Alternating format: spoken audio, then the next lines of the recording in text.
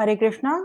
रिचा एस्ट्रोविजन में आप सभी का एक बार फिर से बहुत बहुत स्वागत। आज हम फिर से एक बहुत ही इम्पोर्टेंट टॉपिक पर बात करने वाले हैं और वो है चंद्र राहु युति। यानी अगर किसी व्यक्ति के बर्थ चार्ट में मून राहु की कंजंक्शन अगर बन रही हो तो वो किस तरह से पॉजिटिव वे में काम करते हुए वो उसकी सक्सेस में बहुत बड़ा कंट्रीब्यूशन भी दे सकती है। तो देखिए, वैसे तो मून राहु कंजंक्शन को ग्रहण योग ही माना जाता है और ज़्यादातर स्थितियों में हमें इस कंजंक्शन के नेगेटिव फल ही मिलते हैं।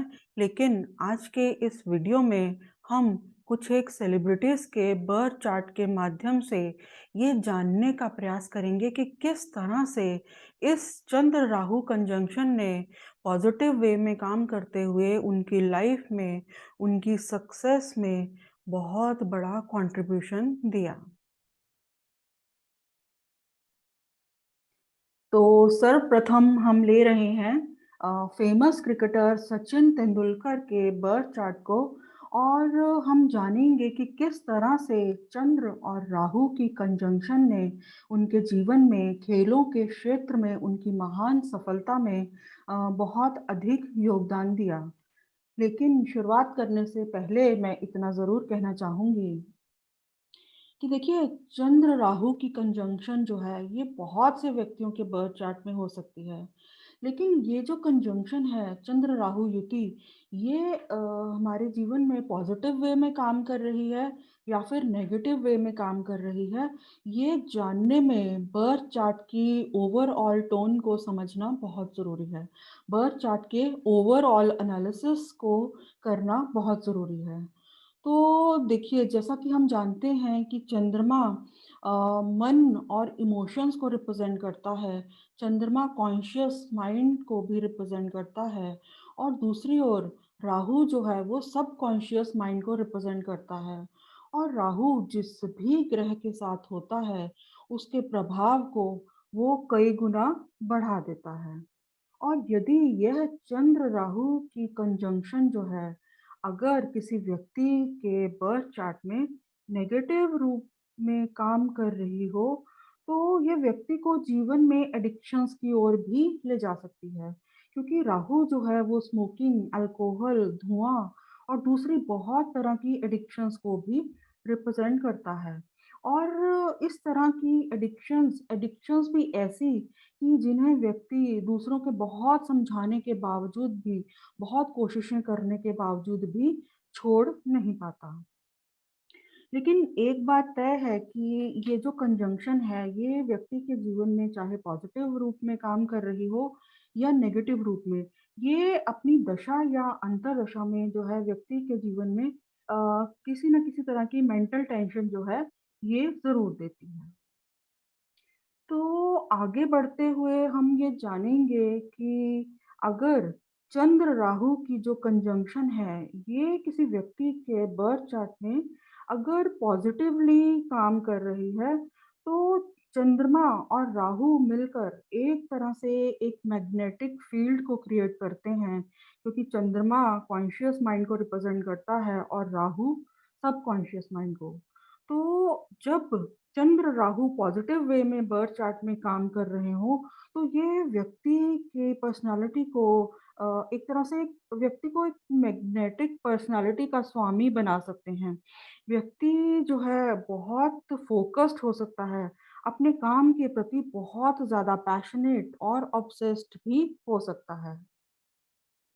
और जैसा कि हम जानते हैं कि राहु जो है वो out of the box thinking को भी रिप्रेजेंट करता है। और चंद्र राहु की ये जो कंजंक्शन है, अगर ये किसी व्यक्ति के बर्थ चार्ट में पॉजिटिव वे में काम कर रही है, तो ये व्यक्ति को ऐसा काम करने के लिए प्रेरित करती है जो काम पहले किसी ने ना किया हो। और व्यक्ति जिस भी चीज के प्रति पैशनेट होता है, ऑब्सेस्ड होता है, उसे वो जीवन भर छोड़ नहीं पाता। तो अब हम इसी चंद्र राहु कंजंक्शन के बारे में सचिन तेंदुलकर के बर्थ चार्ट में बात करने वाले हैं कि किस तरह से चंद्र राहु की कंजंक्शन ने उनके जीवन में खेलों के क्षेत्र में सफल होने में अत्यधिक योगदान दिया।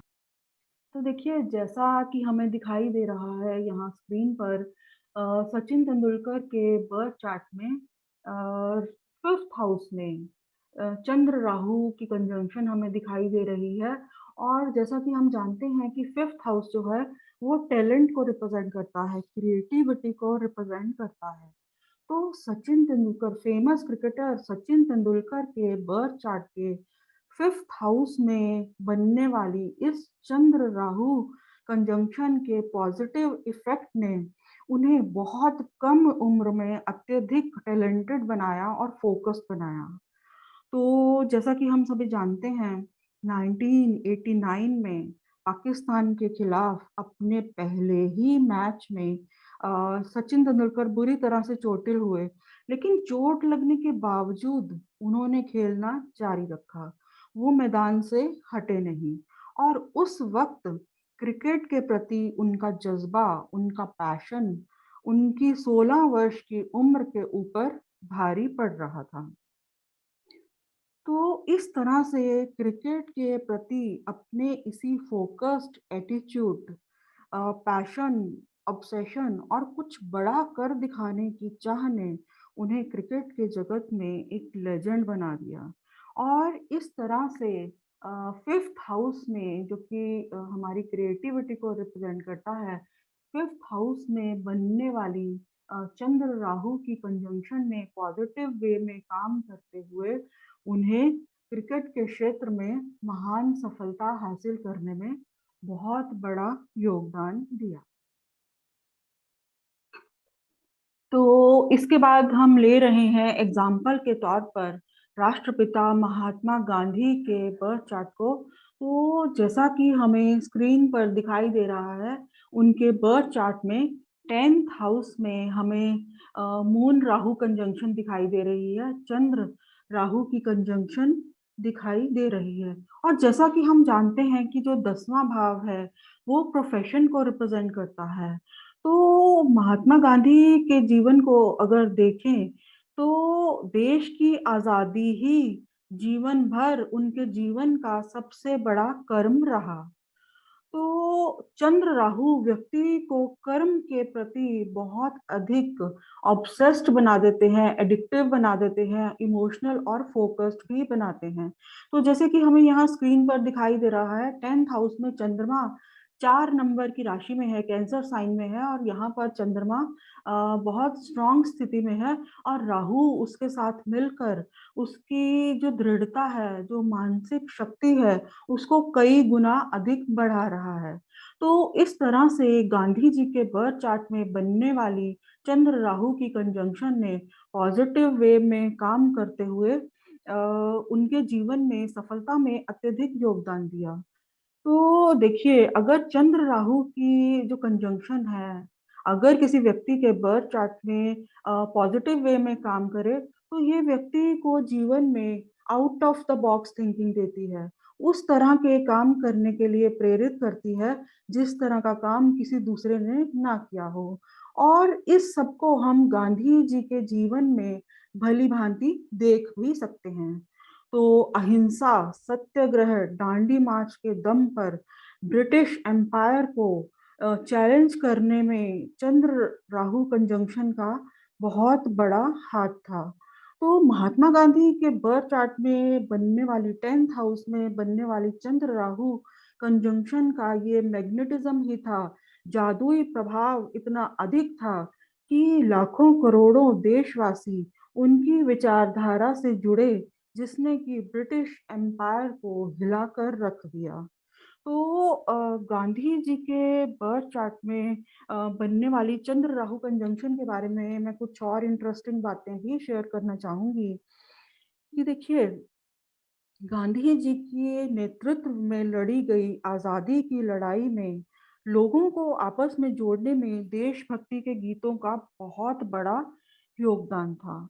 तो इसके पीछे भी चंद्र राहु की कंजंक्शन का ही प्रभाव काम कर रहा था, क्योंकि देखिए, चंद्रमा मन और इमोशंस को रिप्रेजेंट करता है और राहु जो है वो उसके प्रभाव को बहुत अधिक बढ़ा देता है। तो इस तरह से चंद्र राहु की कंजंक्शन जो कि गांधी जी के बर्थ चार्ट के 10th हाउस में बन रही थी, एक बहुत ही स्ट्रॉन्ग कंजंक्शन थी उनके कर्म भाव में बनने वाली। तो उसके पॉजिटिव प्रभाव ने गांधी जी के जीवन में सफलता पाने में, आज़ादी की लड़ाई में सफलता पाने में उनके बहुत अधिक योगदान दिया। तो इसके बाद मैं बात करने वाली हूँ साउथ अफ्रीका के गांधी कहे जाने वाले नेल्सन मंडेला के बर्थ चार्ट की। तो जो कि 1994 में साउथ अफ्रीका के पहले अश्वेत राष्ट्रपति भी बने। तो महात्मा गांधी की तरह ही नेल्सन मंडेला के बर्थ चार्ट में भी चंद्र राहु की कंजंक्शन हमें 10th हाउस में दिखाई दे रही है। और वो जो कंजंक्शन है वो 8 नंबर के साइन में है, जो कि ट्रांसफॉर्मेशन, लाइफ में ट्रांसफॉर्मेशन को भी शो करती है इस कंजंक्शन की वजह से।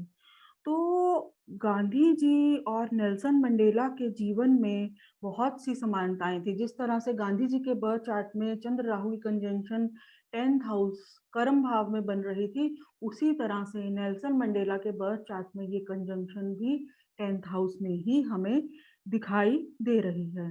तो जो नेल्सन मंडेला है वो गांधी जी को अपना आदर्श मानते थे, और गांधी जी और नेल्सन मंडेला के जीवन में बहुत तरह की सिमिलैरिटीज भी थी। उन्हीं की तरह से वो भी पेशे से वकील ही थे। तो साउथ अफ्रीका की आज़ादी की लड़ाई में, रंग भेद के खिलाफ लड़ाई में, साउथ अफ्रीका में जो इनजस्टिस था उसके खिलाफ नेल्सन मंडेला ने साउथ अफ्रीका में एक लंबी लड़ाई लड़ी, और वो गांधी जी को अपना आदर्श मानते थे। और 27 वर्ष तक वो जेल में भी रहे। लेकिन इसी चंद्र राहु की कंजंक्शन ने उन्हें मानसिक दृढ़ता प्रदान की, और इतने लंबे समय तक वो अपने संघर्ष में बने रहे और अपने उद्देश्य को प्राप्त भी किया। और फाइनली वो साउथ अफ्रीका के पहले अश्वेत राष्ट्रपति भी बने। तो इस तरह से चंद्र राहु की कंजंक्शन ने नेल्सन मंडेला के जीवन में, उनकी सफलता में, उनके संघर्ष में बहुत अधिक योगदान दिया। तो ये था मेरा छोटा-सा विश्लेषण। अगर आपको मेरा ये वीडियो अच्छा लगा हो, तो मेरे चैनल को सब्सक्राइब करें, मेरे वीडियो को लाइक करें। हरे कृष्ण।